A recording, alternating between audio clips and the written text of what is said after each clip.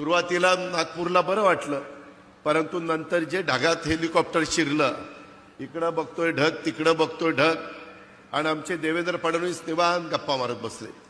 म्हणलं बघा जरा बाहेर काही दिसत नाही, कुठं झाड दिसेना, कुठं काही दिसेना, जमीन दिसेना, आपण ढगात चाललोय, कुठं चाललोय, काय चाललोय. म्हणले काही काळजी करू नका. माझे आत्तापर्यंत 6 ॲक्सिडेंट झालेले आहेत, आणि मी ज्यावेळेस हेलिकॉप्टरमध्ये विमानात असतो त्यावेळेस ॲक्सिडेंट झाला तरी मला काही होत नाही, त्याच्यावर तुम्हालाही काही होणार नाही.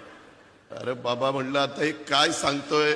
एक तर पोटात गोळा आलाय, आज आषाढी एकादशी, सारखं पांडुरंगा पांडुरंगा पांडुरंगा नाव घेत होतं मनात, आणि ह्या महाराजांचं आम्हाला उपदेश चाललेले होते, काही काळजी करू नका. आणि खरोखरीच येईपर्यंत इतके निवांत होते.